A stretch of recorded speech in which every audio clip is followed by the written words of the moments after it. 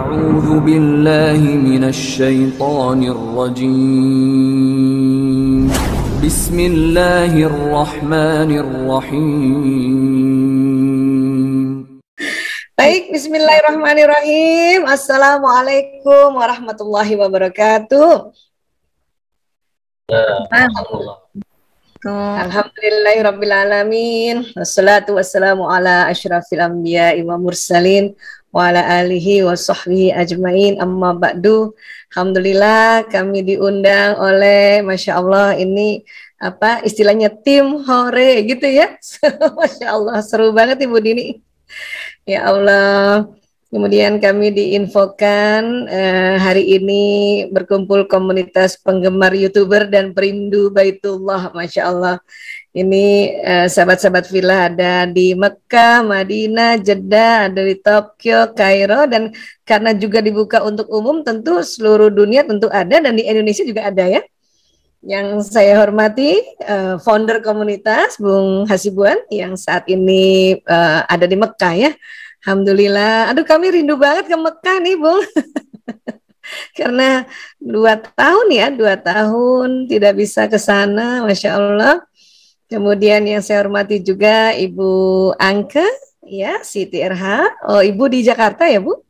Bersama Bu Dini juga ya, Bu Dini Komariati di Jakarta, dan juga mungkin hari ini hadir teman sejawat Ibu Dr. Gigi Karissa dan seluruh sahabat-sahabat villa yang hadir hari ini, Masya Allah, Alhamdulillah.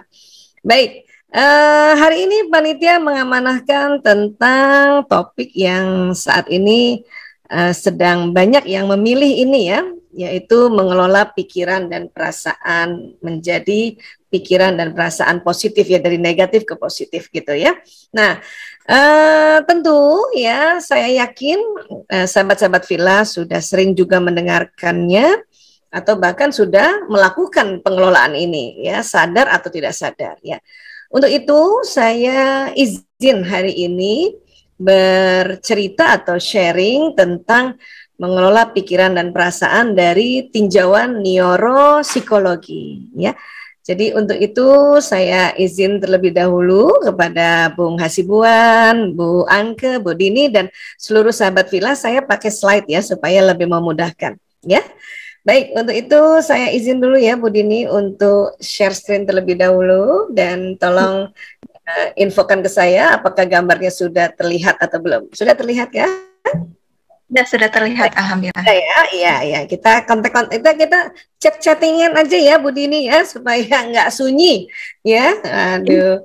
Baik, mengelola pikiran dan perasaan positif ya. Sebetulnya pikiran ini, apa sih pikiran ini? Di Kamus Besar Bahasa Indonesia, pikiran ini diartikan hasil berpikir atau memikirkan ya. Ia, ini contoh ya, contoh kata kalimatnya, ia pandai menangkap pikiran dan perasaan orang lain. Nah, ada yang kayak gitu artinya nih ya, ceritanya ya. Kemudian ya diartikan juga ingatan atau diartikan juga akal. Ya, saya mendapat pikiran, oh saya mendapat akal ya, ceritanya gitu nih. Kemudian angan-angan atau gagasan. Ya, saya mendapat pikiran baru, oh gitu kan, saya mendapat gagasan baru. Nah, bisa juga begitu artinya. Diartikan juga ya, maaf, niat atau maksud. Ini sering pada kalimat, nggak ada pikiran saya bahwa saya akan berhenti sekolah, misalnya gitu. Jadi maksudnya nggak ada maksud atau niatan saya mau berhenti sekolah, misalnya. Atau bisa juga menjadi bingung, ya, pikiran berkecamuk, atau bimbang ragu, pikiran bercabang, atau ya pikiran buntu. Wah, ada istilah gitu ya di dalam keseharian kita, atau artinya tidak dapat berpikir lebih lanjut atau tidak dapat menemukan jalan pemecahan masalah. Ini arti pikiran di Kamus Besar Bahasa Indonesia. Nah, kalau perasaan ya, ini adalah hasil atau perbuatan merasa dengan panca indera ya. Makanya sering dipakai kalimat, bagaimana menurut perasaanmu gitu. Badan saya panas, oh, berarti itu di badan ini terasa panas ya, ditangkap oleh panca indera ini ya. Atau diartikan rasa atau keadaan batin sewaktu menghadapi sesuatu atau merasai. bekerja dengan perasaan gembira. Nah, itu juga ya rasa atau pada saat kita menghadapi sesuatu ya. Nah, kemudian juga kesanggupan untuk merasa atau merasai. Sangat tajam perasaannya. Nah, ini diartikan kesanggupan untuk merasakan ya. Diartikan juga pertimbangan batin atau kolbu atas sesuatu pendapat ya. Menurut perasaanku atau pada perasaanku itu tidak benar. Nah, itu kalimat-kalimatnya sering yang kita dengarkan ya. Jadi banyak sekali sebetulnya penggunaan kata pikiran dan perasaan dan juga artinya sedemikian banyak juga ya, lebih dari satu ternyata. Nah, sekarang kalau pikiran, arti pikiran dan perasaan di ilmu ya neuroscience atau ilmu tentang otak, ini rupanya ya, pikiran perasaan itu adalah bagian fungsi otak dan kolbu yang dipengaruhi oleh emosi. Ya. Saya memang sering sekali diminta untuk cerita tentang pikiran perasaan, tetapi itu tadi karena bidang kami di bidang kesehatan, maka saya mengambilnya dari tinjauan neuroscience ini. Ya, nah kalau gitu fungsi otak dan kolbu yang dipengaruhi emosi, kalau gitu emosi itu apa kan gitu ya.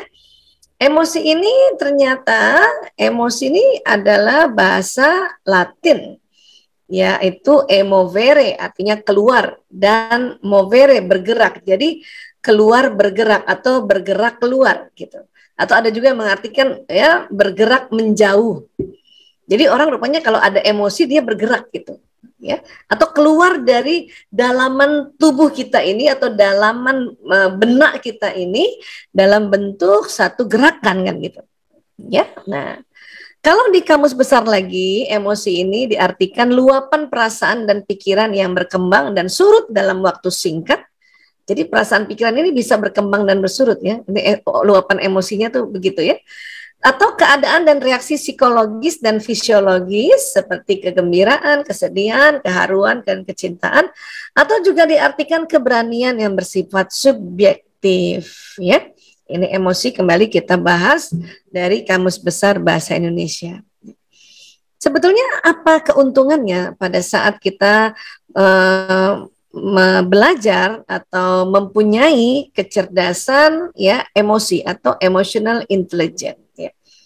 Rupanya emotional intelligence ini digadang-gadang ya beberapa ya dekade ini dikarenakan emotional intelligence ini adalah kemampuan seseorang dalam menggunakan dan memahami emosi, baik emosi orang lain maupun emosi diri sendiri ya. Dengan tujuan meningkatkan kesehatan fisik dan mental, serta mengharmoniskan hubungan komunikasi.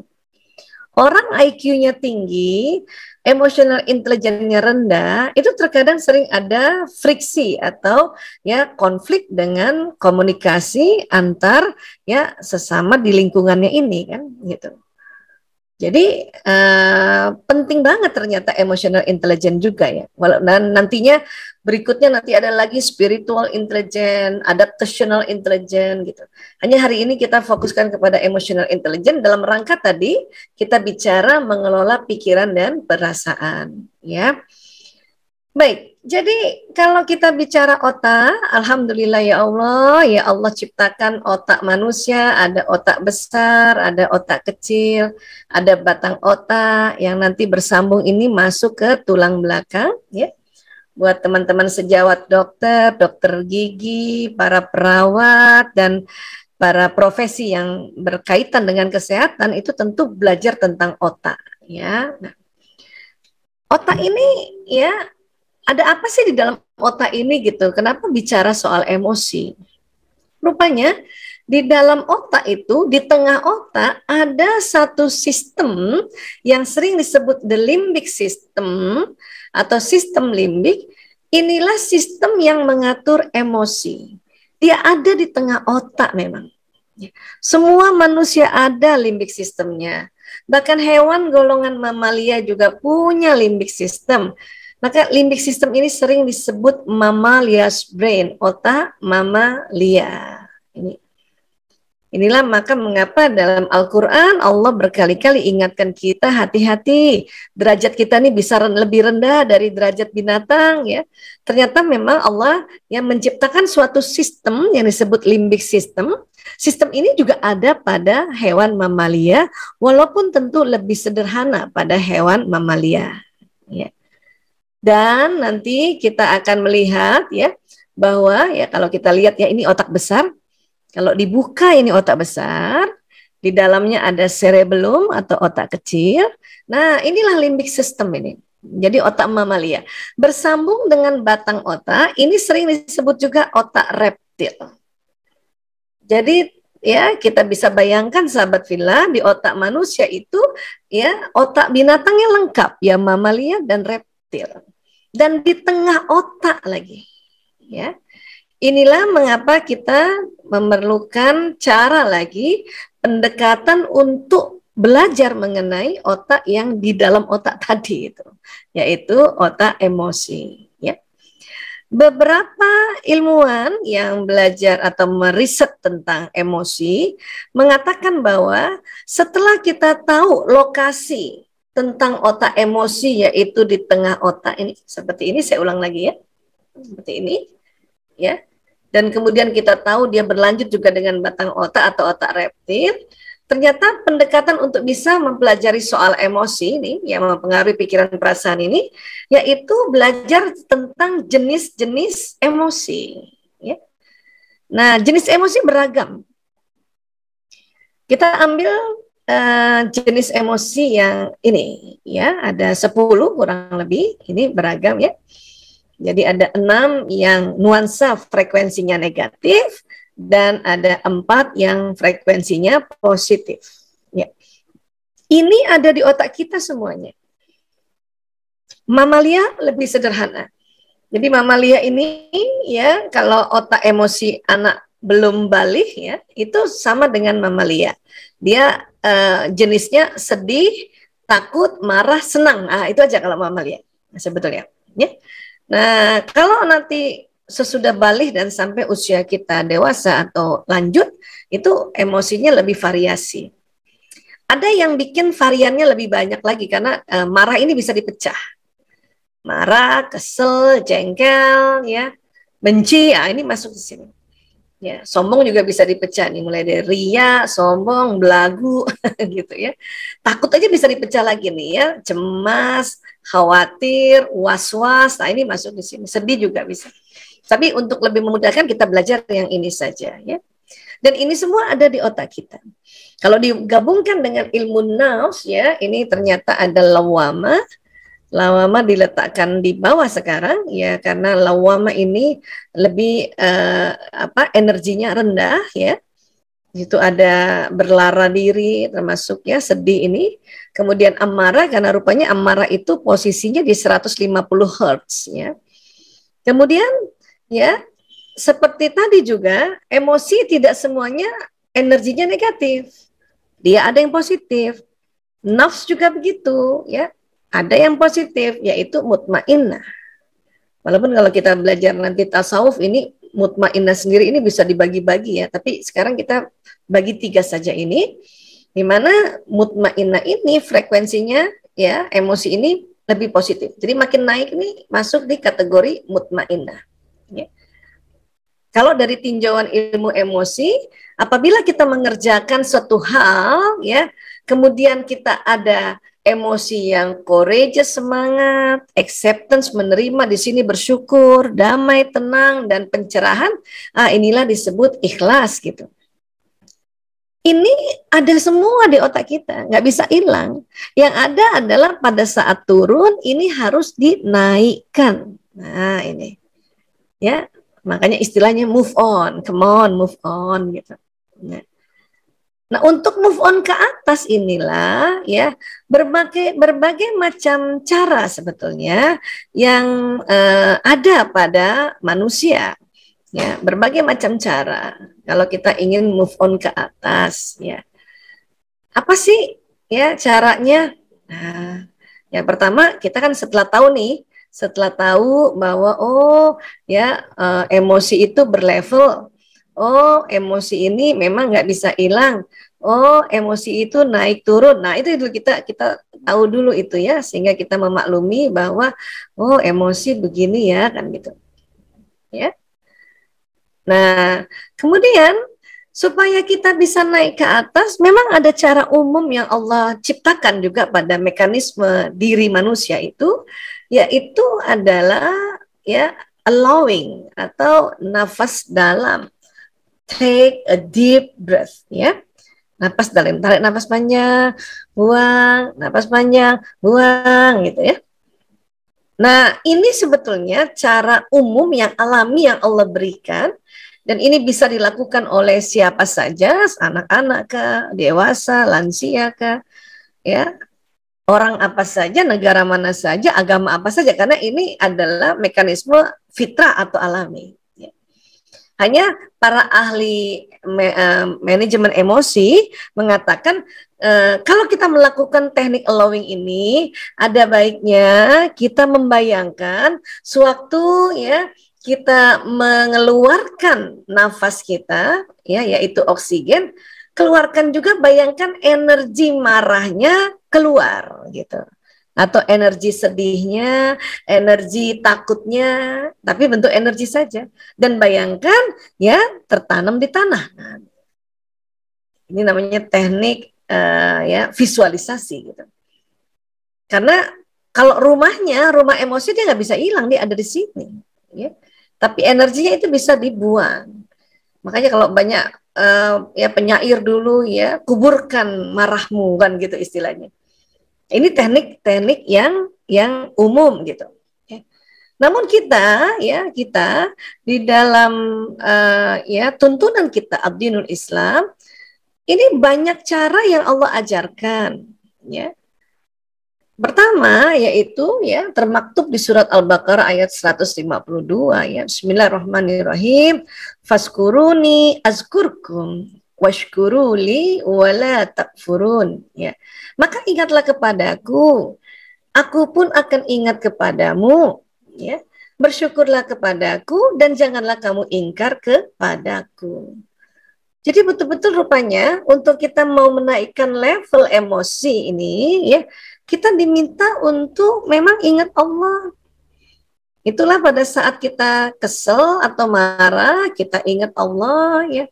Kita beristighfar nih waktu turun gitu ya, astagfirullahaladzim, astagfirullahaladzim, astagfirullahaladzim, supaya nanti naik kita, naik ya, sebut Allah.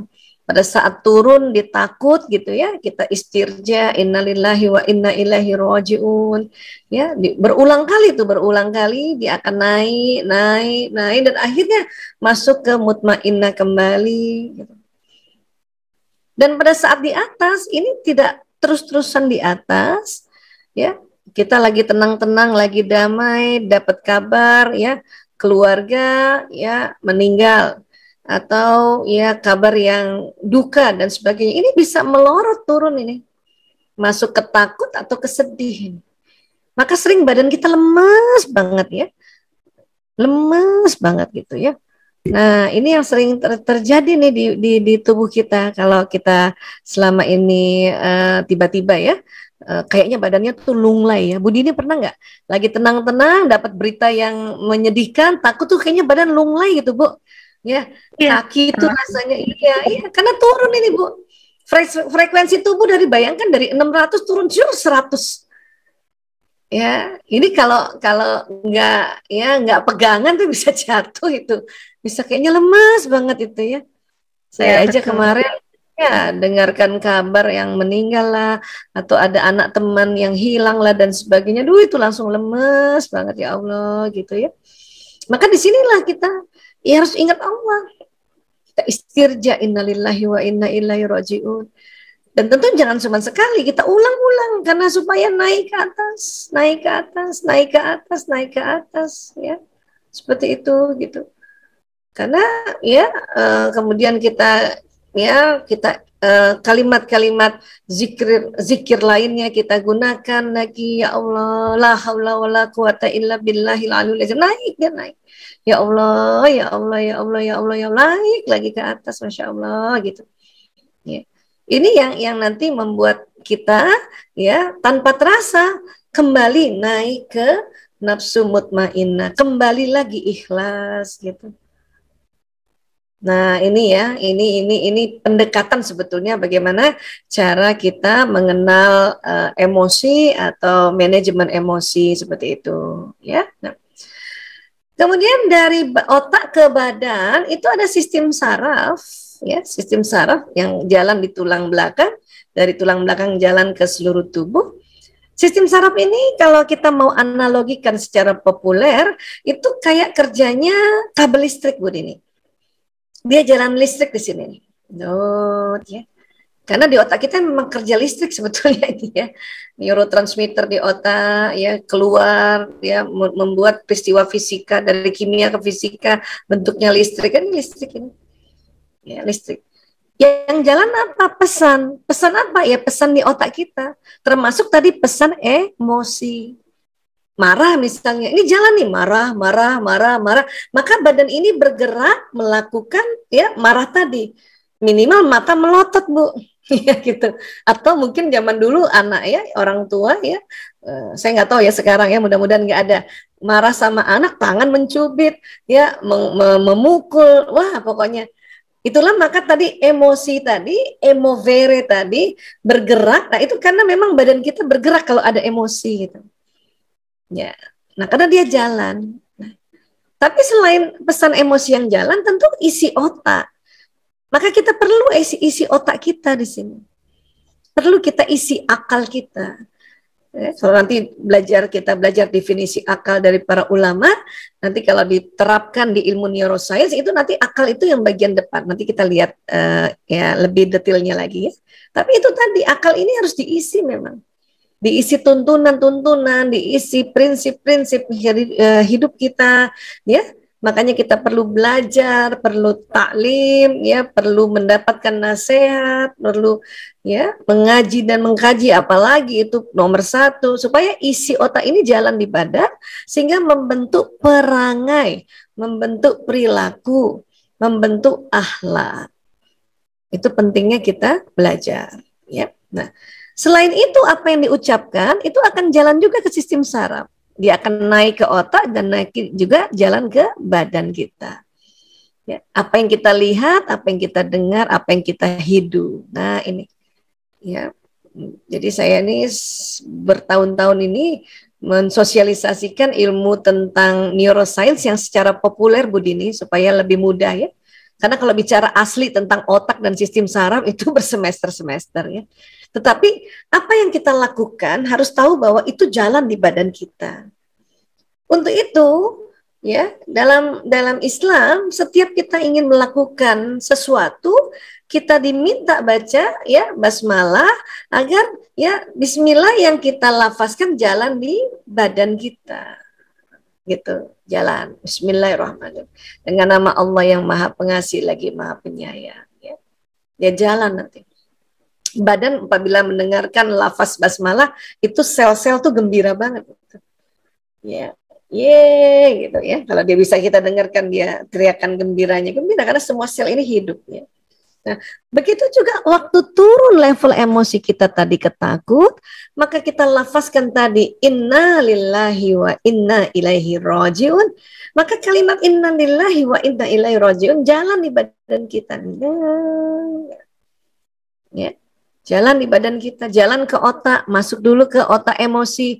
Ya, tadi kita tahu otak kita ada otak reptilnya, ada otak mamalianya. Kalimat innalillahi wa inna ilaihi rajiun itu membuat kalimat ini jalan ke otak dulu sehingga batang otak dan otak emosi tadi yang tadinya tegang, level emosi turun ini bisa rileks kembali naik dia level emosi ke atas. Ya. Dan juga ya kalimat-kalimat yang kita lafazkan itu jalan di badan kita. Ya. Inna lillahi sesungguhnya kita semua ini milik Allah wa inna ilaihi rajiun dan sesungguhnya kepadanya kita kembali ya. Nah itu jalan dan tubuh juga ngerti bahwa oh ya tubuh ini miliknya Allah dan pada Allah lah kembali gitu. Ya. Pesan ini jalan cepat sekali. Kecepatan neurosensorik itu sekitar 240 km per jam. Kecepatan neuron motorik 320 km per jam. Cepat banget itu. Shut, shut, shut. Termasuk lafaz-lafaz zikrullah lainnya seperti istighfar, astagfirullahaladzim, astagfirullahaladzim. Dia jalan itu. Ya. Pada saat kita bertasbih subhanallah, itu jalan itu. Hanya kadang karena kita tidak tumak nina, buru-buru kita bertasbih, buru-buru kita berzikir, ya, maka kita nggak merasakan jalannya itu, gitu. Padahal kita diminta untuk khusyuk, ya. Khusyuk itu biasanya adalah kondisi yang kita tenang dan kita mengaktifkan otak kiri kanan. Otak kiri biasanya untuk otak lafaz, ya, baik sir maupun jahir, ya, jahar. Otak kanan, otak membayangkan. Jadi pada saat kita mau lebih cepat mengelola pikiran perasaan kita yang tadi dipengaruhi oleh emosi, dan emosi supaya cepat naik levelnya, maka pada saat kita lafazkan astagfirullahaladzim, bayangkan kalimat ini jalan di badan kita. Gitu. Itu bisa merinding-merinding tuh, Bu. Ya. Dan memang paling-paling mujarab sekali itu kalimat istighfar ini untuk mendelete, ya, apa yang kita tadi, emosi kita turun tadi, naik, dia turun kan berapa? Marah. Langsung dikejar oleh istighfar ini, astagfirullahaladzim. Selain dia ke atas, dia ke bawah. Dia mendelete, dia kejar itu emosi marah, gitu ya, mendelete itu tadi. Ya, agar tidak mengganggu, ya, kerja dan di metabolisme badan kita ini. Kalau badan kita marah, maka ini badan jadi ikut sakit. Itulah ada istilahnya, Bu Dini, psikosomatis. Soma itu badan kita menjadi sakit karena psikologis. Nah, kalau bicara psikologis berarti bicara otak, emosi. Seperti itu.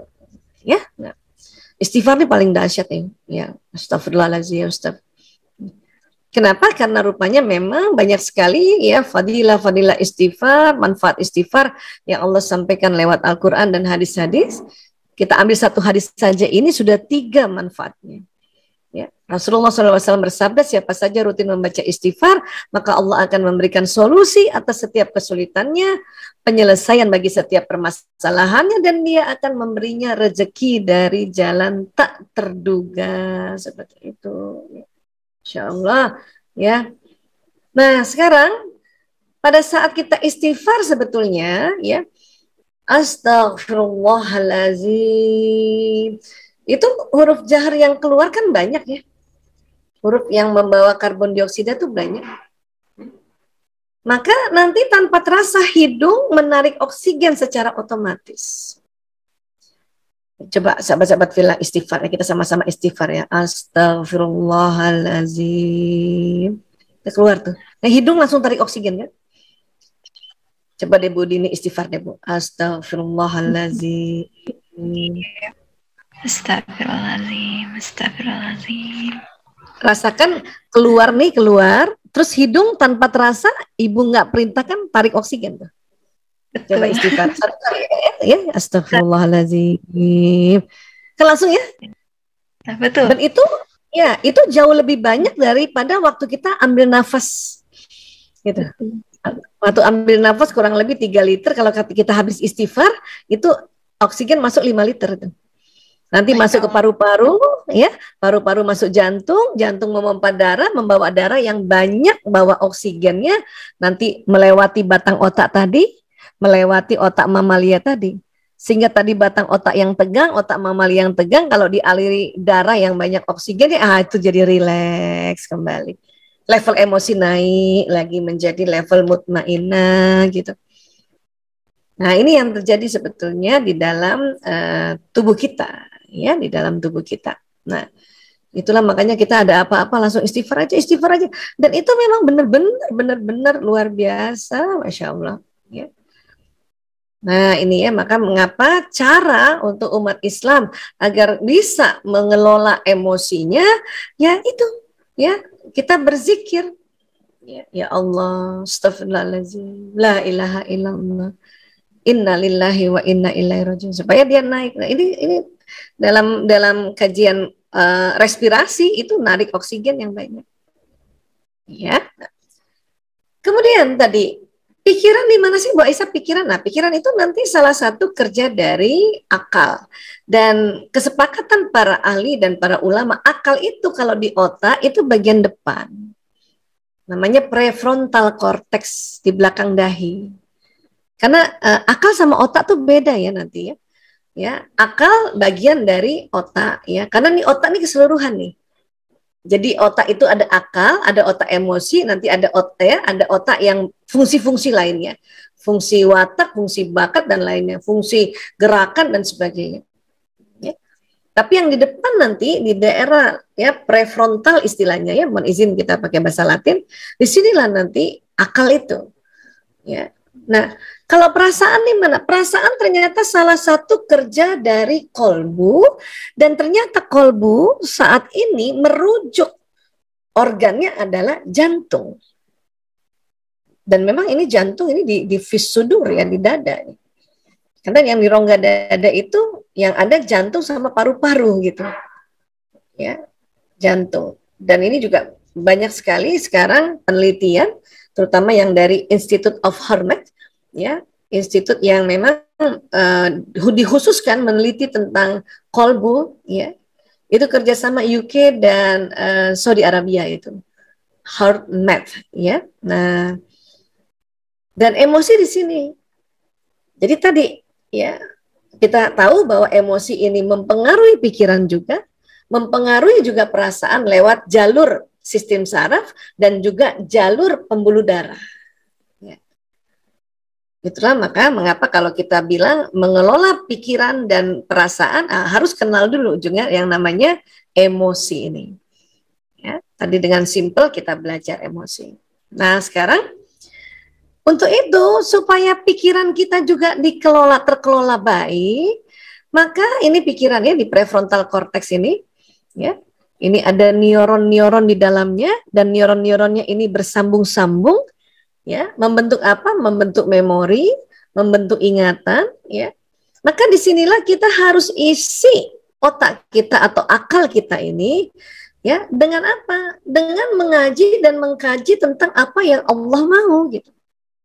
Apa sih? Allah maunya apa kita hidup di dunia? Allah maunya apa kalau kita jadi suami? Allah maunya apa kalau kita jadi istri? Allah maunya apa kalau kita jadi orang tua? Allah maunya apa kalau kita jadi saudagar? Agar apa? Agar neuron yang terkoneksi ini di otak bagian prefrontal membentuk memori prinsip-prinsip ad-dinul Islam. Untuk kita menjadikan ad-din tadi. Jadikan pegangan, jadikan petunjuk. Ini di sini. Kita mengaji dan mengkaji ayat demi ayat, tafsirnya kita dengarkan juga para guru kita mentafsirkan ayat demi ayat, aplikasinya dengan ya kondisi sekarang, ya diperkuat dengan kita belajar ya sirah Rasulullah SAW, sirah para nabi, agar ini isinya ini itu adalah prinsip-prinsip ya. Supaya emosi yang di sini itu bisa tercounter dengan ilmu sebetulnya. Tapi di sisi lain juga terkadang walaupun sudah belajar dan kita sedang emosi ini ya, sedang kaku batang otak dan otak emosinya, sering ini ilmu yang di prefrontal terblokir sementara. Ya. Bu Dini punten ya, mohon maaf ini. Pernah nggak kan kita udah rajin taklim juga ya Bu Dini ya. Tapi kalau lagi marah, terasa nggak pas lagi marah lupa semua tuh ilmu-ilmu ya, walaupun lupanya sementara. Terkadang kita nggak bisa mengelola nggak bisa mengakses pikiran itu kita gitu, perasaan kita tuh Bu Aisyah ya, jadi nggak bisa mengontrol. Iya, diblokir karena ini lagi tegang, ini otak emosi sedang tegang ya. Nah itulah maka harus masuk astagfirullahaladzim, innalillahi wa inna ilaihi rajiun, la ilaha illallah ya. Tentu kalimat-kalimat zikrullah ini secara ubudiyah ya, secara ya penghambaan itu dahsyat banget. Nah ditambah kita belajar sedikit bahwa oh itu yang terjadi ya, dengan kita lafazkan kalimat-kalimat zikrullah ini yang batang otak ini, yang otak reptil itu kan fight or flight, respon tubuh. Ya, ngeyel sama ngambek, nah itu kerja batang otak nih. Kalau tadi otak limbik system, otak mamalia lebih variatif tadi jenisnya kan. Nah, akhirnya baru kita ingat lagi, kesel sama suami ya. Kalau kita kesel sama suami, kita susah ingat kebaikan suami. Betul Bu Dini? Ini punten nih, tanyanya Bu Dini terus. Iya, karena ini terblokir, hang. Karena memori-memori kebaikan tuh ada di sini. Malah yang teringat itu memori tentang kesedihan, kemarahan. Nah, itu kerja ini, amigdala namanya. Karena amigdala termasuk dari limbik system, otak emosi. Ya, kalau kita kesel gitu ya, lihat suami pulang mukanya rata gitu, nggak senyum-senyum, padahal kita udah senyum gitu ya, udah deh kita langsung kesel tuh kan, dia nggak pernah senyum, memang dari dulu nggak pernah senyum ya, kayaknya dia udah nggak seneng lagi sama aku, mikirnya gitu kan. Karena yang terakses ilmu ya, ilmu di sini nggak terakses, tetapi pengalaman kesedihan, pengalaman kemarahan, pengalaman kekecewaan ini yang terakses. Karena ini memori-memori kesedihan tuh di sini ada dua nih, kanan kiri nih, amigdala namanya. Dan ini bagian dari emosi ini sendiri. Itulah kita langsung delete dia atau kita counter dia dengan astagfirullahaladzim, astagfirullahaladzim gitu. Sehingga rileks kembali, baru ingat lagi ilmunya. Oh iya ya, laki-laki memang wajahnya rata karena hormon testosteron membentuk otot wajah laki-laki yang tidak bisa selentur perempuan gitu. Baru ingat ilmunya lagi. Akhirnya kita memahami. Pertama memaklumi karena tahu. Kemudian naik tingkat faham, makanya mahfum gitu. Ya, langsung kita ketawa lagi. Oh iya ya, terus dalam hati, ya Allah, suamiku laki-laki banget. Kenapa? Susah senyum. Gitu ya Bu Angke ya. Nah, itu artinya apa? Karena banyak orang mengatakan kalau gitu nggak perlu banyak ilmu dong. Siapa yang bilang nggak perlu? Justru perlu. Karena kalau otak kita kosong, ini lebih tegang lagi. Ya, sudah istighfar, alhamdulillah sudah rileks. Tapi ini nggak diisi, langsung tegang lagi ini. Karena nggak ada isinya, nggak ngerti. Karena isi-isi ini nih, ya memori-memori prinsip inilah yang nanti akan menjadi guidance melakukan pertimbangan, ya pertimbangan yang hak dan batil. Itulah kerja akal itu. Makanya harus belajar isi lagi. Dan nggak bisa sekali belajar karena ya kalau baru sekali belajar ini sambungannya tipis. Ya, sahabat-sahabat Villa lihat ya, sambungannya ada tipis. Untuk itu harus ditebalkan. Bagaimana cara tebalkan? Mengulang. Jadi dalam proses belajar itu ada namanya proses pengulangan. Ya, murojaah. Ya, kalau kita mau hafal Quran, hafal ayat-ayat Quran, kita harus ulang supaya tebal. Dan kalau nanti sudah tebal, ya, memorinya kuat, ingat banget. Karena otak ini bisa bertumpuk-tumpuk. Kalau belajar ya nggak diulang-ulang itu ada dulu pernah belajar ketutup tuh tertimpa lagi dia dengan sambungan lainnya ya. Ini kerja otak ya. Kemudian kalau kerja kolbu bagaimana Bu Aisyah? Rupanya kolbu ini, jantung ini pada tahun 91 Dr. J. Andre Armour dari Montreal, Kanada menemukan bahwa di jantung terutama di serambi kanan dan di bilik belakang atau istilahnya ya dorsoventrikel itu di otot-ototnya ditemukan neuron, sel otak. Kalau di otak jumlahnya 100 miliar, di jantung jumlahnya 40.000 neuron. Ya. Dan ini juga terjadi sambungan-sambungan apabila kita belajar. Itulah kata para ahli, jantung itu bisa belajar. Nah, inilah disepakati bahwa sebetulnya kolbu itu jantung. Para ulama juga termasuk Imam Al-Ghazali sudah bilang kolbu itu ciri-cirinya ya dia organnya ada di dada cenderung ke kiri ya, ada rongganya dan di dalamnya ada darah hitam sekali. Nah, itulah jantung. Bahkan Imam Al-Ghazali sebetulnya sudah menemukan bahwa di jantung ini ada suara Tuhan. Terutama di bagian serambi kanan. Hanya dulu memang belum ditemukan alat pemindai, tapi Imam Al-Ghazali diberikan ya hidayah oleh Allah, ya petunjuk oleh Allah bahwa itu tuh di jantung tuh kolbu. Kalau bahasa Indonesia kolbu diartikan hati itu ya menurut Profesor Nasaruddin Umar karena keterbatasan vocabulary-nya bahasa Indonesia untuk mengartikan kolbu ini gitu. Maka dulu dinamakan hati. Jadi sekarang kalau kita bilang hati yang ditunjuk, yang dipegang jantung juga sebetulnya. Tak mengapa, tapi yang penting sekarang secara ilmu pengetahuan kita tahu oh dia nih jantung. Ya. Apa sih yang kenapa kok bisa ada suara Tuhan? Ya, penelitian di Institute of Hermet tahun 1998 itu mengatakan memang di sini ya di jantung manusia ada patron tipis yang ini sambungan tipis. Dan sudah ada dari awalnya, yaitu apa yang Allah mau. Kesimpulan gampangnya gini nih Bu Dini, ada Al-Quran di kolbu kita, tapi masih bentuknya patron tipis. Maka ini harus dikaji, mengkaji, agar menjadi tebal. Ya. Memang jantung selama ini sebagai pemompa darah ke seluruh tubuh sudah lebih duluan diketahui.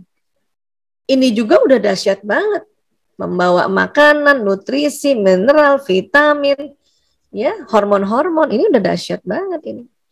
Tapi ternyata ditemukan tadi itu mulai sejak 91 ya, karena ada alat pemindai, tapi Imam Al-Ghazali sudah menemukan duluan. Di sini di serambi kanan itu ada otaknya jantung istilahnya. Ya, jadi jantung pun, kolbu pun berakal gitu, karena ada neuron di situ. Nah, sehingga pada saat kita mengaji dan mengkaji tersambung di akal kita ya apa yang Allah mau lewat ya Al-Qur'an ini, kemudian dijelaskan lewat Al-Hadis ya, dijelaskan juga seandainya masih kita ya mau belum tahu, belum sampai pemikiran kita, pemahaman kita karena ini di otak, maka kita melihat jumhurnya para ulama ya. Tetapi bukan hanya di otak saja, di akal saja terjadi sambungan neuron, tapi di kolbu, di jantung, di daerah serambi kanan terjadi sambungan juga. Dan tadi ada porosnya antara jantung ke otak tuh ada poros khusus, Bu Dini, ya Bu Angke ya. Artinya gini, otak kita tuh sering iseng kalau otak. Kenapa? Ada emosi soalnya. Ya. Maksudnya iseng Bu Aisyah, ya itu tadi. Anak sekolah misalnya, udah tahu ujian, disuruh ngerjain sendiri. Ya, masih juga kepengen nyontek itu karena ada emosi. Otak tuh iseng. Nanti kolbu yang bilang, ya memang Bapak Ibu guru nggak lihat, tapi Allah Maha melihat. Itu jantung yang ngomong. Asal jantung memang kita sering ngaji. Inilah namanya suara kolbu, gitu. Atau seorang pedagang, tajirun, ya kan bahasa Arabnya gitu ya, tajirun ya. Kalau anak-anak di Jakarta dulu tajir banget dia gitu ya, makanya ternyata pedagang banget dia kan gitu ya. Nah, itu sering kan, saya bikin anggaran, belinya harga sangat murah, dijual sangat mahal. Itu kerjanya si akal ini. Karena ini sering terwarnai oleh emosi, maka iseng ini akal kita ini nih, otak kita nih. Nanti kolbu yang bilang jangan gitu. Rasulullah kalau ya berdagang nggak kayak gitu. Rasulullah jujur, kalau barangnya rusak ya rusak. Itu kolbu yang ngomong. Asal kita juga ya baca sirah Nabi. Karena apa yang kita pelajari ini memang sudah ada di sini, tapi belum tersambung dengan kuat kalau tidak diulang-ulang. Nah inilah makanya suara kolbu ini akan nyala. Ya. Kalau kita belajar tentang hal yang lain, misalnya terlalu banyak belajar sekularisme, terlalu banyak belajar yang ya liberalisme, itu hati-hati. Sambungan di jantung atau di kolbu, sambungan Al-Qur'annya tertutup nanti. Tertutup, tersambung. Yang sambungan pelajaran lain. Itulah Rasulullah SAW bersabda, kalau mudghah ini baik, maka baik pula seluruh tubuh. Kalau mudghah ini buruk, buruk pula seluruh tubuh. Ya. Nah, mudghah itu ya bernama kolbu. Nah, ini dia. Ya. Nah, ini. Artinya apa? Yang mengelola pikiran, perasaan dan emosi yang ngaji. Wah, kalau begitu Mas saya sudah ngaji Bu Aisyah. Iya, alhamdulillah. Maka ada tim hore, komunitas yang perindu Baitullah. Kan ini mengaji dan mengkaji. Ini benar banget. Karena kita, supaya kita rajin memang harus punya komunitas. Kalau sendiri, banyak gangguan kalau kita sendiri ngaji. Ya, maka harus punya komunitas. Iya, memang harus punya komunitas. Walaupun berada di mana sekarang ada teknologi digital. Ya, saya di Jakarta, tepatnya di Rawamangun, bisa ketemu teman-teman yang ada di Makkah, Madinah tadi ya, ada di Kairo, Masya Allah, ada di Tokyo dan seluruh Indonesia, Allahu Akbar. Ya, ngaji aja terus kita ya. Nah, memangnya untuk apa ya kita susah-susah bikin pikiran kita dan perasaan kita itu supaya menjadi positif? Karena bukan hanya untuk kita rupanya, bisa mempengaruhi sekeliling. Selain lewat perangai tadi, lewat akhlak, apa yang ada di otak kita itu bisa keluar informasinya lewat gelombang. Karena tadi ada listrik di otak. Ada gelombang. Kita duduk sama temen yang pikirannya baik, enak loh Bu Dini, ya Bu Angke ya. Duduk di orang yang pikirannya buruk, aduh nggak enak banget. Padahal dia nggak ngomong loh. Orang itu nggak ngomong, kenapa? Tervibrasi itu isi pikirannya. Isi prasangkanya tervibrasi. Nah, kalau kita bicara prasangka berarti terdiri dari pikiran dan perasaan. Ya. Anak-anak juga gitu. Anak-anak nih, misalnya ibunya atau bapaknya pikirannya jadi kalut, dia juga ikut-ikutan tuh kalut. Karena terasa. Makanya anak sekarang bilang vibrasi, vibe ibuku nggak enak banget. Nggak tahu kenapa habis berantem kali sama ayah, misalnya gitu. Ya, karena ini mempengaruhi. Dan ternyata bukan hanya pikiran saja yang mempengaruhi apa? Jantung juga mempengaruhi. Ini penelitiannya di Institute of Harvard. Bahkan jantung lebih kuat lagi. Jantung mempunyai medan elektromagnetik 5.000 kali lebih besar daripada otak. Nah, ini jantung atau perasaan. Ya, perasaan lebih kuat, Bu. Perempuan juga lebih gampang menggunakan perasaan. Jadi perasaan perempuan itu lebih kuat itu. Ya, dia punya vibrasinya. Jadi kita yang punya vibrasi perasaan ini perempuan nih lebih kuat ya mengirimnya gitu. Ya, karena 5.000 kali. Sehingga kalau perasaan ibu lagi nggak enak, itu anak-anak juga kena. Walaupun itu anak ada di kamarnya. Memangnya tembus nih Bu Aisyah? Oh iya tembus. Loh ini ilmu apa? Loh ini ilmu tubuh, ilmu holistik tubuh. Karena sistem holistik tubuh manusia tuh begini sebetulnya. Hanya yang paling sering kita pelajari di biologi, di kedokteran barat, ini baru yang badan seluler. Ya. Ini pembuluh meridian dan badan bioplasmik ini seringnya dipelajari di kedokteran timur. Tapi sekarang di Amerika, di University kedokteran, itu harus belajar ini sekarang. Karena rugi kalau nggak belajar ini, karena ini ada di tubuh manusia juga. Ya. Nah ini. Nah, untuk apa sih memang keluar sinyal ini? Nah, sinyal inilah keluar ya membawa pesan doa kita, pesan niat kita, pesan prasangka kita. Dan kalau kita bilang prasangka yaitu pikiran dan perasaan. Apakah badan bioplasmik itu ruh? Iya. Tapi bukan hanya ruh saja. Di sini ada nur ya, ada cahaya yang keluar dari tubuh manusia dan di sini juga bisa berkolaborasi antara manusia dan malaikat. Karena kita tahu malaikat Allah ciptakan juga dari nur, cahaya. Memangnya dari mana keluarnya ini Bu Aisyah? Iya dari pembuluh meridian. Dan pembuluh meridian ini ada di bawah kulit, subkutis. Dari ujung rambut sampai ujung kaki jumlahnya 360. Berputar dia. Kemana putarannya? Ya, berbalik atau bertolak belakang dari arah jarum jam. Jadi ya putaran meridian ini seperti tawaf dan memang bertawaf.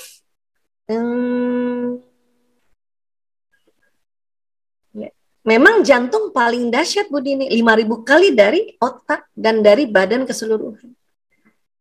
Masya Allah, Masya Allah. Ya, sehingga tubuh kita tuh begini, keluar sinyal. Ya. Nah ini nanti kaitannya dengan bertawaf ini, nah itu makanya mengapa kita rindu banget dan sahabat-sahabat yang ada di Mekah bersyukurlah bisa langsung bertawaf sesering mungkin, sahabat-sahabat di Madinah juga, Allahu Akbar. Ya, karena ya waktu kita bertawaf itu semua pembuluh meridian bergerak dengan cepat. Ya, bergerak dengan cepat ya itu. Membersihkan itu sumbatan-sumbatan di pembuluh. Meridian itu pembuluh energi tapi di bawah kulit. Ya. Digantikan lagi energi yang ada dari mana? Ya, dari bawahnya Ka'bah. Bawahnya Ka'bah itu energi dunia itu. Yang keluar lewat pinggir-pinggir Ka'bah dan paling kuat itu keluarnya di Hajar Aswad. Ya. Nah, ini yang luar biasanya gitu ya. Ini sebetulnya kalau kita bahas ini selain dari ilmu kedokteran, ini ilmu di mana? Ini biasanya bicara tentang fisika kuantum. Pelopornya Albert Einstein. Walaupun mereka ini semua non-muslim, tapi mereka kan ilmuwan ya. Allah kasih petunjuk. Kita yang beruntung nih, ya sebagai umat Islam. Karena penelitian tuh mahal. Ya, udah mahal lama lagi. Allah. Dan kemudian penelitian lainnya salah satunya Richard Feynman. Richard Feynman mengatakan fenomena alam yang berkaitan dengan energi sangat erat kaitannya dengan fisika kuantum. Di mana energi dapat menembus ruang dan waktu. Itulah tadi saya bilang bahwa pikiran dan perasaan kita nih bisa nembus dinding kamar, bisa nembus ruang, bisa nembus waktu. Ya. Karena tadi gelombang itu yang membawa pikiran, perasaan, membawa niat, dan bahkan membawa doa. Dahsyat. Masya Allah, ya Allah. Ya. Nah, kemudian dikatakan juga ya, energi itu ya ada yang memang keluar dahsyat, ada yang memang melindungi tubuh manusia. Ini biasanya kalau kita belajar energi, ada istilahnya bubble energy. Di sinilah kalau kita minta perlindungan Allah, ya auzubillahi minasyaitonirrajim. Auzubillahiminasyaitonirrajim. Karena setan ini kan ya menggoda depan, belakang, kanan, kiri ya.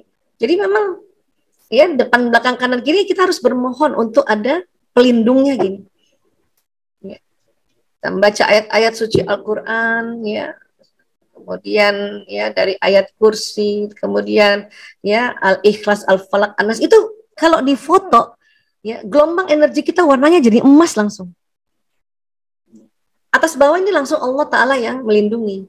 Makanya kita dimintanya berlindungnya 4 kali. Depan, belakang, kanan, kiri. Gitu. Kalau atas bawah sudah Allah lindungi langsung. Karena dia terkoneksi dengan kolbu. Ya, ini makanya set gitu gambarnya. Ya. Jadi sebetulnya tubuh kita, budi ini memancarkan nur setiap saat. Ini gelombang setiap saat. Yang paling dahsyat itu memang jantung. Cuman memang nggak lihat. Karena kalau lihat sakit mata kita, nggak kuat kita. Gambar ini aja kita lihat lebih 1 menit sakit kepala loh, mata berkunang-kunang. Ya, ini memang. Termasuk juga sinyal-sinyal yang dari gadget gawai kita itu kan gelombang juga, maka nggak usah lihat. Kalau nggak lihat pusing. Nah ini membroadcast doa, dan ini namanya gelombang elektromagnetik. Dia ada magnetnya. Itulah mengapa pada saat doa kita panjatkan, di broadcast oleh sinyal ini, kemudian doa itu bisa ditarik, ya, karena ini mengandung magnet memang. Ya, kita yang doakan, kita mohon kesehatan, ditariklah ya peristiwa-peristiwa yang membuat kita sehat. Ada keluarga bawakan kita habatus sauda barangkali, ada teman bawakan madu. Madu betulan ya Bu Dini ya, bukan madu yang lain ya. Sehingga doa kita supaya kita sehat ya, terpenuhi, kan gitu. Ini yang terjadi. Memang orang berdoa itu keluar sinyal. Bahkan sebetulnya sinyal ini nggak pernah berhenti keluar nih. Apalagi banyak malaikat yang nanti tentu malaikat yang ada pada kita kanan kiri ya.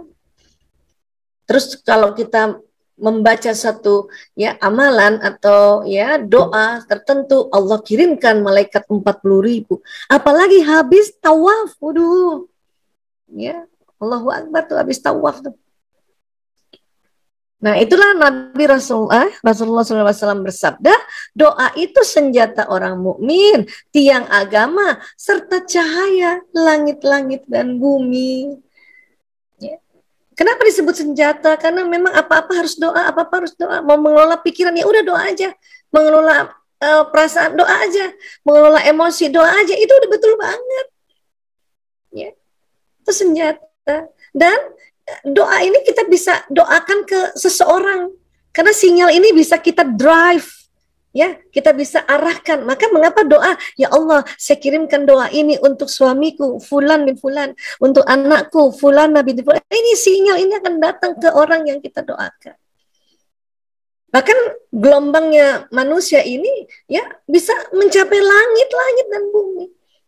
Dan bahkan ini sinyal manusia ini menembus alam barzah, ya, alam rahim, nembus dia ini.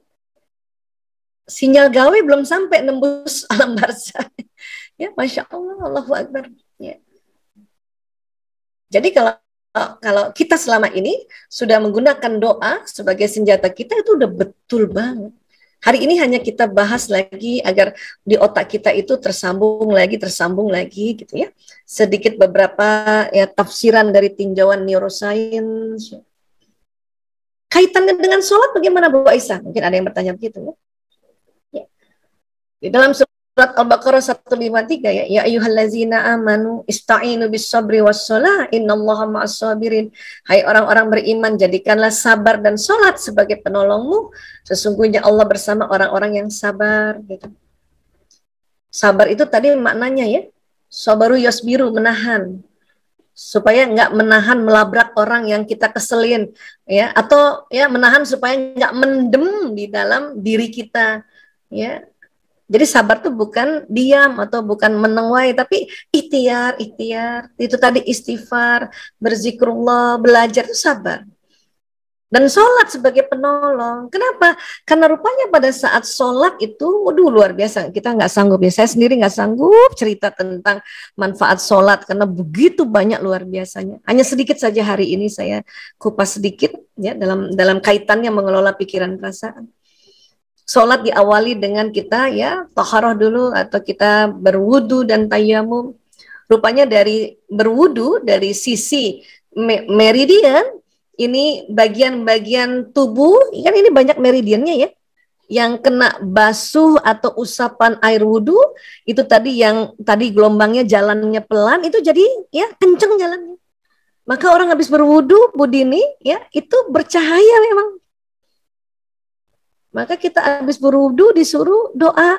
Kita diminta juga jaga wudu supaya apa? Kita di dalam kegiatan-kegiatan waktu kita jaga wudu tuh sinyal tuh panjang. Kita doa untuk kegiatan, lagi mau seminar kita doa untuk lancar. Oh, langsung terbroadcast tuh Allah ya. Gitu. Nah, sholat itu luar biasa. Sholat karena ada gerakan dalam satu rakaat itu gerakannya kalau dijumlahkan 360 dan ini nih putarannya kan 360 kan. Jumlahnya juga dari ujung rambut sampai ujung kaki 360. Maka gerakan-gerakan sholat ini ya kalau dari tinjauan pembuluh meridian ini membuka meridian. Maka orang habis sholat itu dahsyat sinyalnya. Untuk itu juga di dalam gerakan sholat itu ya ada doa, mulai dari takbiratul ihram sampai salam itu doa. Jadi kalau kita bisa lihat kita lagi sholat, sinyal kita tuh berpencar membawa doa yang kita lafazkan, bukan hanya untuk di badan, tetapi keluar juga. Keluar. Ya, ini dia ya. Karena itu tadi, tanpa rasa kita lakukan gerakan-gerakan ini. Ya. Maka orang habis sholat itu sinyalnya panjang tuh. Disinilah kita mohon ampun, disinilah kita memuji Allah, disinilah kita berdoa. Karena sinyal lagi panjang-panjang dan sinyal bisa di-drive. Doakan pasangan hidup, doakan anak-anak, ya, doakan sahabat, doakan, macam-macam. Itu lagi panjang-panjangnya sinyal.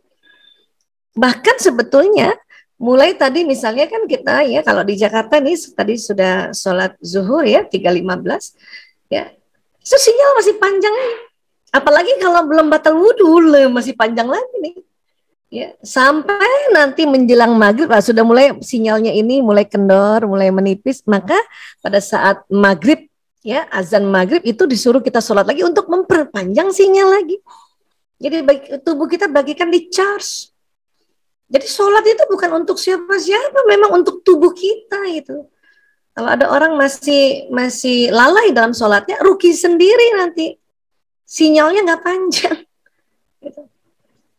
Dan kemudian salah satu dari gerakan sholat yaitu bersujud, ya, nih bersujud nih. Rupanya dengan posisi sujud ini darah nih yang dari jantung itu mengalir ke otak lebih cepat. Ini memang sudah ada pembuluh darahnya, cuman ya di daerah sini nih jarang sekali dialiri darah kecuali posisi sujud. Apa yang dialiri di sini, Bu Aisyah? Satu, ini tadi lokasi tadi ilmu dan keterampilan kita tadi, yaitu prefrontal ya, lokasi akal. Akal bukan ini, Bu Aisyah, bukan ini mata ini. Di sini rongga mata, ini di sini. Ya, ini di sini kan? Ya. Kemudian apalagi di sini ada, kalau kita belajar ilmu neuroscience, di daerah sini namanya lobus parietal. Di sini ada lokasi watak dan bakat kita. Manusia ini banyak bakatnya yang terpendam. Ya. Jadi pada saat sujud ini nanti darah mengalir ke sini nih. Terus ya, ada lagi penelitian yang disebut ubun-ubun ini, atau orang bilang nasu ya, kalau di surat Al-Alaq itu, di bawahnya itu rupanya bagian otak, kalau orang sering melakukan khilaf dan dusta, atau melakukan ya kezaliman, ininya rusak ini di bawah ubun-ubun di otak ini. Rusak. Untuk itu dengan sholat ada posisi sujud seperti ini, ya, ini darah yang mengalir memberikan nutrisi dan mineral, vitamin ke lokasi ilmu pengetahuan dan bakat juga watak. Namun untuk lokasi khilaf dan dusta ini, itu darah yang mengalir membersihkan. Jadi kita kan pasti ada khilaf juga ya. Ya, Bu Angka, Bu Dini, kita semua ya ada khilaf. Nah, karena kita tegak sholatnya pada saat sujud ini, khilaf-khilaf kita di sini dibersihkan ini. Yang merugi adalah udahlah sering bikin khilaf, bikin dusta, bikin kezaliman, nggak sholat lagi, itulah merugi itu. Allahu Akbar, nauzubillah min zalik ya. Karena begini, kalau kita lagi posisi berdiri atau duduk, ini darah dari jantung jarang ke sini, jarang sekali. Walaupun sudah ada pembuluh darahnya, jarang. Ya harus sujud begini. Ada pernah yang tanya, kenapa sih Allah nggak bikin aja darah ke sini, kan jadi kita pada pinter semua, cerdas semua. Justru di sini Allah mau melihat mana orang-orang yang beruntung, mana orang-orang yang taat, mana orang-orang yang takwa. Ya. Kenapa juga sholat itu di nomor satu kan? Karena untuk kita sendiri sebetulnya. Udahlah kita sholat sinyalnya jadi kencang, kemudian otak kita jadi tambah cerdas, tambah pintar, watak dan bakat jadi terakses, ya, dusta khilaf kita ya ini dibersihkan. Allahu Akbar. Ya. Jadi nggak semua orang bisa membersihkan ini kecuali sujud. Ya. Ini dari ya tinjauan badania ini. Secara ubudiyah posisi begini ini posisi menghamba yang luar biasa. Itulah Rasulullah SAW ya bersabda, aqrabu ma yakunul abdu min rabbihi wa huwa sajid fa aksirud du'a ya. Yang paling dekat antara seorang hamba dengan Robnya adalah ketika ia sujud, maka perbanyaklah doa ketika itu ya. Nah, waktu saya belum lagi mempelajari detail ya, belum ada penelitian tentang otak ini, kita cuma sujud saja. Itu aja sudah rasanya ya Allah gitu ya, penghambaan. Kalau sekarang ditambahkan ya Allah, tuh saya merasakan tuh waktu kita sujud ya, dengan tumak nina, rasakan, bayangin darah ke otak kecerdasan kita, ke watak bakat kita, dihapus itu ya, dibersihkan tempat-tempat khilaf kita. Ini nih. Ya. Kemudian apalagi yang bisa memperpanjang sinyal? Saum. Mekanismenya bagaimana? Wah, ini kalau saya cerita bisa 2 jam lagi Bu Dini, tapi ini saya kasih kesimpulannya aja ya. Saum itu memperpanjang sinyal, puasa memperpanjang sinyal. Maka mengapa orang sedang puasa atau saum nggak boleh punya pikiran, perasaan buruk atau ngomong yang jelek? Kalaupun ngomong jelek segeralah istighfar, karena bisa terbroadcast. Lagi saum ngomongin orang, ya. Kita menggibah orang, kejelekan orang, itu bisa kejelekan orang itu berpindah pada kita. Karena ini magnetnya narik. Lagi saum, lagi puasa, kita bilang, ih orang itu pelit banget ya, besok-besok kita yang pelit. Karena kita lagi ngomongin dalam kondisi sinyal panjang. Dan sinyal paling panjang sesaat menjelang buka puasa. Disitulah doa luar biasa itu. Ya. Apalagi yang bisa perpanjang sinyal? Sedekah. Baik sedekah wajib yaitu zakat, ya, sedekah sukarela yaitu infak, ya, wakaf. Oh, itu memperpanjang sinyal tuh. Itulah mengapa pas kita habis sedekah, sinyal lagi panjang, itu harusnya berdoa. Karena lagi afdal-afdalnya sinyal. Ya. Dan juga tentu kita bertawaf. Ini makanya tadi saya lagi doa ya. Apa yang saya harus bisa sampaikan kepada sahabat-sahabat ya, tim Hore yang banyak bermukim di Mekah, Madinah. Itu langsung ada gambar Ka'bah di kepala saya. Oh ya, kita pakai lihat tinjauan ini. Ya. Ini nih buat kita bertawaf di sini tuh sinyal kita tuh makin panjang karena sinyal bumi ini ada di bawah Ka'bah, ya. Pusaran energi Ka'bah itu keluar dari pinggir-pinggir Ka'bah, paling dahsyat di Hajar Aswad, kedua di Rukun Yamani. Maka mengapa pada saat kita tawaf kita disuruh istilam di sini? Kalau perlu mencium, tapi kalau di Rukun Yamani istilam aja, nggak usah dicium gitu. Karena waktu kita angkat tangan kita ini dan kita cium, itu gelombang energi dunia ini yang keluar dari ini itu ketangkap oleh tangan-tangan kita, masuk ke pembuluh meridian. Allahu Akbar, bersihin kita gitu. Ya. Dan tentu bukan hanya itu, Allah menjanjikan mengirimkan malaikat sebanyak-banyaknya, ya, ada 40.000 malaikat. Maka kita kalau habis dari tawaf itu sinyalnya lagi panjang-panjangnya, doa apa aja tuh makbul. Di sini doa apa aja makbul. Termasuk lagi kesel sama orang, ya, orang ini bau banget, bisa seharian kita bau badan kita tuh. Karena di sini hati-hati. Ya, sinyal kenceng banget. Apalagi ditambah dengan ya semua orang sholat menghadap kiblat. Ini tawaf, ini ya berhenti hanya pada saat sholat gitu. Maka kemarin waktu pandemi yang tawaf sedikit itu saya deg-degan, ya Allah yang tawaf sedikit itu gelombang energi ini gimana jadinya gitu. Ya. Nah, jadi inilah yang bisa saya sampaikan ya bisa kita masih ada waktu nih kurang lebih setengah jaman ya Bu Dini ya untuk kita sharing-sharing lagi. Tapi inilah yang saya bisa sanggup saya sampaikan ya. Wallahu alam bisawab. Insyaallah kita masih bisa ngobrol-ngobrol lagi ya. Ya, tafadhol Bu Dini. Tafadhali. Alamin. Jazakumullah khair. Bu Aisyah atas Masya Allah. Sangat luar biasa untuk kita sore hari ini. Baik, untuk yang sudah hadir, mungkin ada pertanyaan yang akan disampaikan. Baik, di sini ada pertanyaan nih Bu Aisyah dari Bunda Rusmaini. Bunda Rusmaini, Bu Aisyah. Mungkin Bunda Rusmaini bisa sampaikan langsung ke Bu Aisyah, silakan Bunda. Ya, alhamdulillah jadi bisa lihat wajah. Silakan. Mic-nya silakan diaktifkan. Ya. Belum. Assalamualaikum Bu Dokter. Waalaikumsalam warahmatullahi wabarakatuh.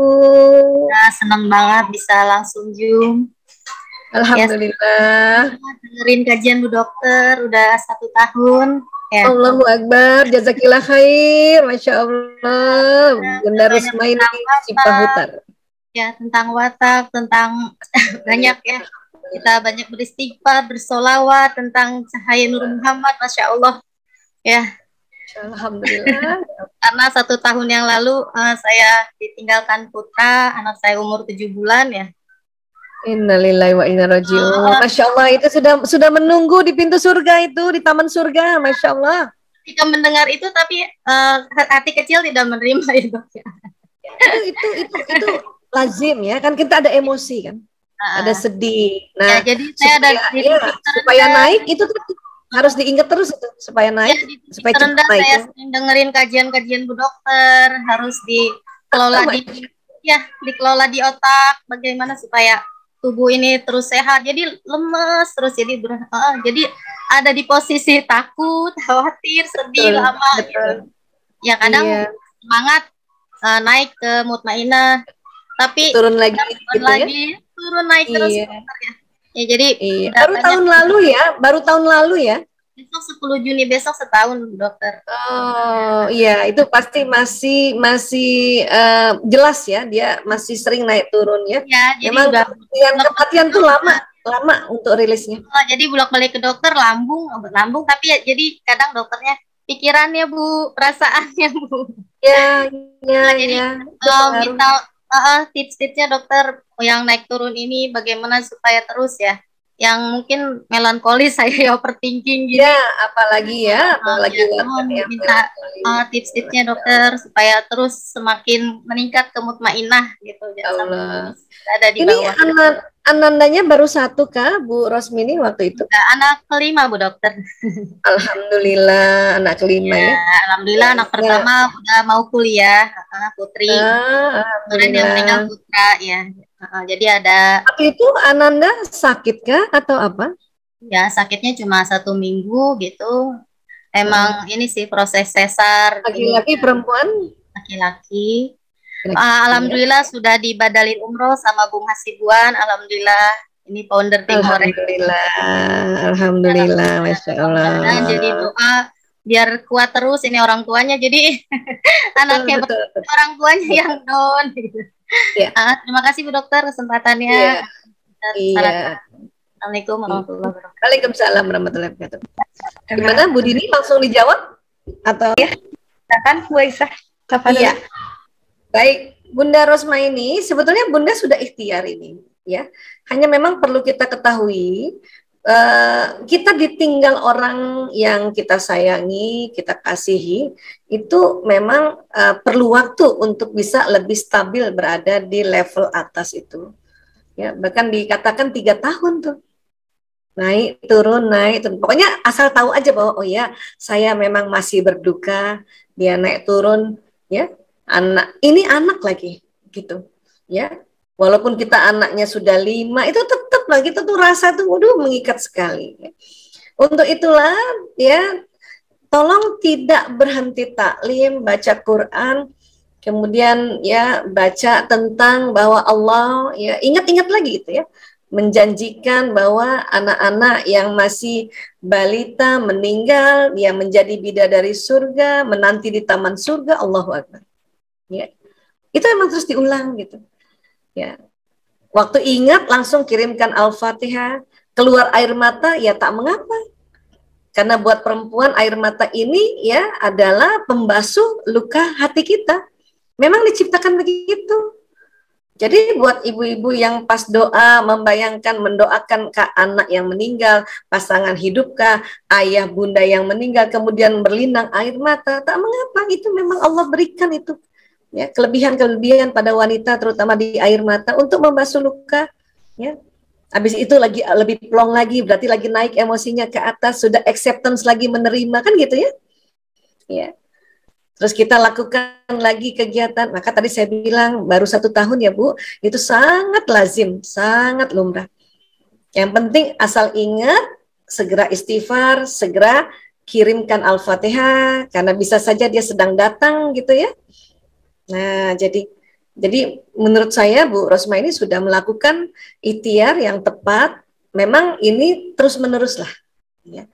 Insya Allah di atas 3 tahun, ya nanti Ibu semakin kuat, ya kemudian semakin berada di level zona ikhlasnya semakin lama, khususnya untuk kasus Ananda ini, Insya Allah ya.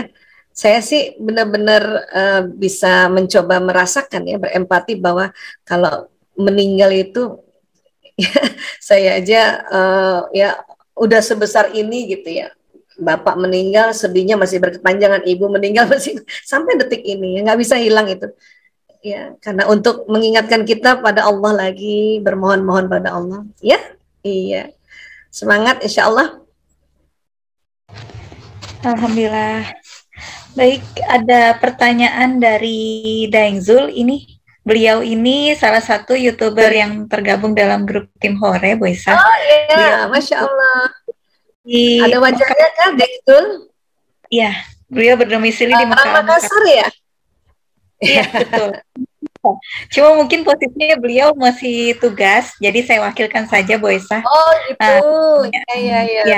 Beliau ada di mana? Ada di Mekah kah? Atau di Madinah atau di mana? Mekah Al-Mukarramah di Dinas di Tower Zamzam, Bu Aisyah. Allahu Akbar. Iya. Waduh, Di sini mudah-mudahan satu ketika kita ke Mekah bisa jumpa ya, Deng Zul. insya Allah, amin. Baik, Bu Isa, di sini pertanyaannya, bagaimana cara Ikhwan mengelola perasaan positif yang biasanya berbeda dengan perasaan para akhwat? Ya, para Ikhwan atau Ikhwah ini kan akalnya lebih cepat bekerjanya ya. Jadi laki-laki perempuan tetap punya akal, tetap punya kolbu, tetap punya pikiran, tetap punya perasaan. Hanya perbedaannya adalah laki-laki lebih cepat mengakses akal, perempuan lebih cepat mengakses perasaan di kolbu. Perbedaannya itu gitu. Jadi tetap kolbunya laki-laki ada, mengeluarkan gelombang.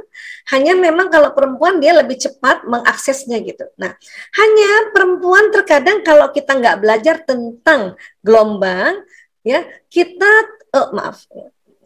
kita terjerat di perasaan negatif berlama-lama. Itu juga kelemahan perempuan. Kekuatannya adalah kita gampang mengakses perasaan kita kalau kita ganti ya perasaan negatif naikkan ke positif, itu kenceng banget ya. Tapi kita sering terjebak, perempuan ini sering terjebak di perasaan negatif kelamaan, terlalu menikmati gitu. Karena nggak tahu bahwa ini akan terbroadcast dan menarik peristiwa yang tambah bikin sedih lagi. Nggak tahu, itulah pentingnya kita belajar gitu. Nah, kalau laki-laki ya, perasaan negatif tadi, emosi negatif itu gampang ke atas karena itu tadi ya, akalnya memberikan ya pertimbangan ya baik buruk ya, pertimbangan ini cepat sehingga ya naik ke atasnya lebih cepat laki-laki pada saat emosi sedang berada di frekuensi negatif. Itu juga keuntungan laki-laki. Jadi masing-masing punya keuntungan, punya anugerah dari Allah. Kalau kita pelajari, insya Allah ini menjadi ya kemenangan gitu, ya kan? Saya juga sering itu kalau sedang sedih banget, agak lupa tuh pelajaran, ya, sehingga langsung udah deh, nggak mau mikir dulu apa-apa, langsung aja istighfar sebanyak-banyaknya, berzikir sebanyak-banyaknya, baru pelan-pelan ingat lagi gitu. Dan pada saat kita berzikir ya, berzikir sebanyak-banyaknya, tanpa terasa ini gelombang tadi, ya jadi gelombang jantung itu ada namanya gelombang koheren, ada namanya gelombang inkoheren. Kalau hal-hal emosinya positif itu koheren, dia langsung cepat keluar. Tapi kalau pas lagi emosi di negatif, itu inkoheren. Dia jalannya berantakan, sehingga nggak cepat keluarnya. Nunggu, gelombang saja menunggu. Atas perintah Allah, atas izin Allah, kamu tunggu gelombangnya Aisyah ini. Ya, tunggu apa? Tunggu dia istighfar.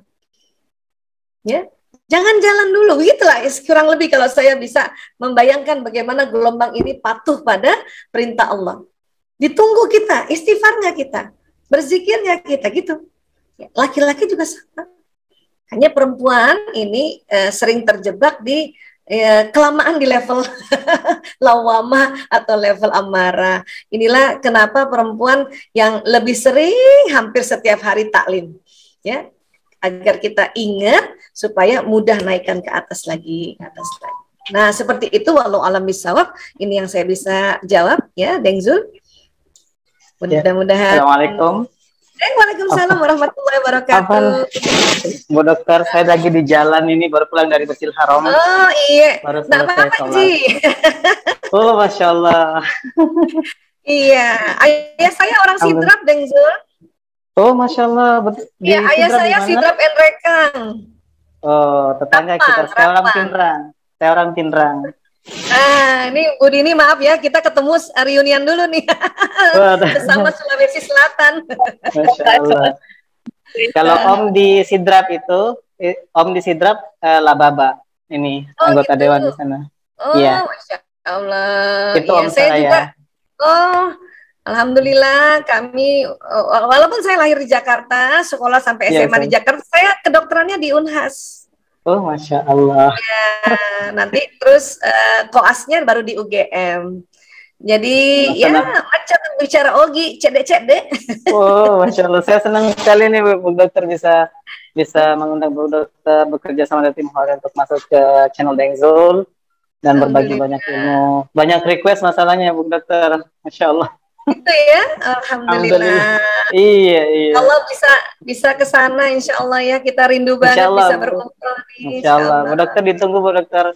Insya Allah di sini. Pokoknya kemungkinan besar ini Dengzul Desember, insya Allah saya ke sana kemungkinan besar. Pertengahan. Insya Allah. Ya. Pokoknya kabarin cepat Bu Dokter. Insya Allah. Iya. Aduh. Alhamdulillah. Mohon maaf ini para peserta ini kalau kami menggunakan bahasa kayaknya ternyata satu kampung saya. banyak orang Bugis juga di ini ya, Mekah Madinah nih. Iya. Pokoknya posisi nanti Bu Dokter kalau misalnya di Mekah, saya di lantai 3 Tower Zamzam. Paling mudah didapat. Lantai 3 bagian kacamata. Ya. Alhamdulillah. Mantap. Alhamdulillah. Ya. Silakan lanjut. Makasih banyak ya jawabannya Bu Dokter. Alhamdulillah. Ya. Ternyata nggak beda jauh ya Bu Aisyah. Saya juga keturunan dari Bugis juga kebetulan. Alhamdulillah. Masya Allah. Cuma mungkin udah kelahiran Jakarta ya. Sama saya juga. Alhamdulillah. Di sini sudah ada. Boleh satu pertanyaan lagi ya? Boleh. Ini masih bisa kok, 20 menit lagi masih bisa. Dari yang saya lihat dari chat Zoom di sini, Bunda Risti dari Bali. Mengelola Masya Allah. Bagaimana mengelola emosi dengan kondisi OCD, Bu Dokter? Mudah marah, susah fokus. Itu seperti itu. Silakan, Bu Aisyah. OCD, Obsessive Compulsive Disorder ini tentu kita perlu bantuan tenaga profesional untuk mendiagnosanya dulu gitu. Ya. Karena banyak sekarang orang-orang mendiagnosis diri sendiri, gitu. Istilahnya self-diagnosis. Karena ciri-ciri OCD itu kalau kita menganggapnya kita terlalu kompulsif, ya terlalu mau rapi, terlalu mau teratur, tapi mungkin belum masuk di OCD-nya. Makanya perlu bantuan tenaga psikiater ya untuk mendiagnosisnya dulu, mendeteksinya. Nah, kalau sudah terdiagnosis betul tegak diagnosisnya OCD, ya dokter juga psikiater juga mempunyai ya obatnya untuk mengatasi ekstrimnya dari obsesif kompulsif ini, karena kan sudah disorder namanya. Ya, tentu harus minum obat gitu kan. Nah, kalau memang sudah tegak diagnosisnya OCD gitu. Tapi bisa jadi sebetulnya kalau kita self diagnosis kadang-kadang banyak sekali informasi, kita buka-buka OCD, baca sendiri apa jangan-jangan kayak aku nih, jangan-jangan kayak aku nih. Nah, kadang-kadang kita menterapi diri sendiri. Nah, tolong tidak langsung mendiagnosis itu OCD. Ya. Nah, ini yang saya belum dapat informasinya dari Bu Kristi tadi ya. Ini OCD-nya siapa yang mendiagnosis? Bisa jadi sebetulnya kalau mendiagnosis diri sendiri barangkali karena watak kita yang satu memang watak yang orang bilang melankolis, watak yang hasrat sempurna. Ya.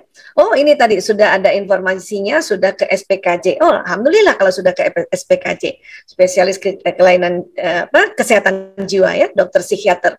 Dan kalau sudah tegak diagnosisnya oleh dokter psikiater, biasanya ada obat. Nah, obatnya diminum teratur, tetapi konsultasi dengan psikiater itu nggak boleh putus, karena nanti obatnya ini akan ditapering nanti.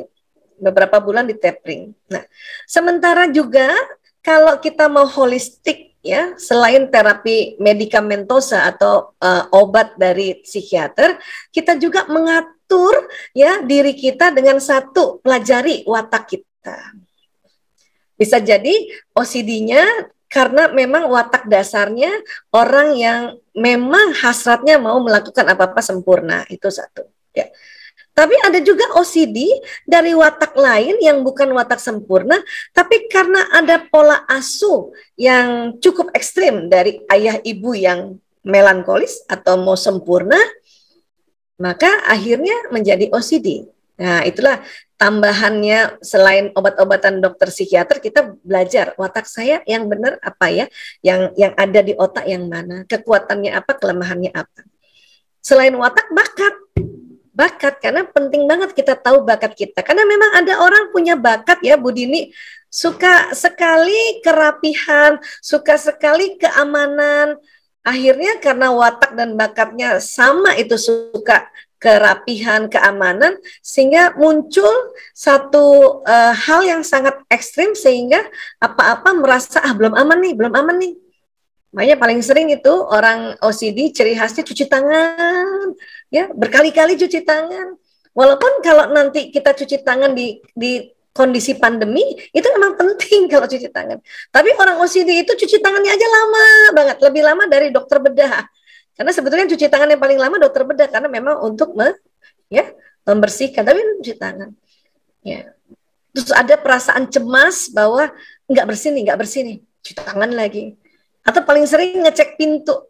Ya. Kalau kita ngecek pintu 3-5 kali itu masih belum OCD.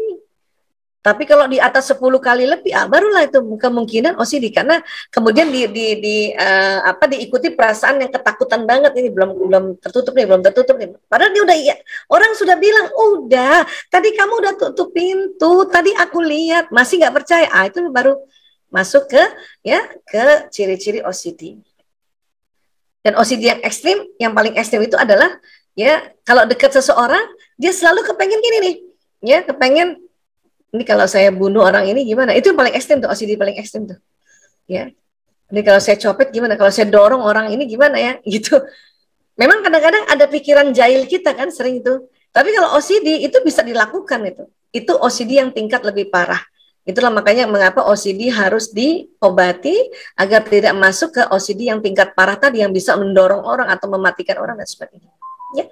Jadi Bu Kris nanti dibarengi dengan belajar watak, bakat, dan belajar manajemen emosi. Ya, perbanyak istighfar, kemudian banyak taklim. Insya Allah nanti ini sangat membantu. Bahkan Allah tahu persis buat hambanya yang memohon pertolongan dengan beristighfar, dengan mengaji, mengkaji, dengan berzikir. Insya Allah Allah akan menolong kita. Ya. Baik, mudah-mudahan bisa terjawab. Mohon maaf kalau nggak bisa detail. Saya kembalikan lagi ke Bu Dini. Alhamdulillah sudah terjawab ya Bu Isa. Ya. Mungkin masih boleh satu pertanyaan. Ini ada dari Mbak Asa Amalia, Masya Allah. Ya. Salam, ini tadi mau izin live dia ya. Mbak Asa juga seorang psikolog loh itu. Alhamdulillah, salam rindu. Betul. Beliau sering mengikuti kajian di Tim Hore, Bu Isa. Oh, Masya Allah. Alhamdulillah. Jadi ketemunya di sini nih. Alhamdulillah. Iya. Baik. Ya, sama-sama Bunda Risti dari Bali. Alhamdulillahirrabbilalamin. Mungkin untuk sesi tanya jawab disudahi. Jazakumullah khairan kasiron diucapkan kepada Bu Dr. Aisyah Dahlan beserta timnya. Kajian ilmu yang Masya Allah, tabarakallah, ilmunya banyak sekali yang sudah diberikan kepada kami di sini.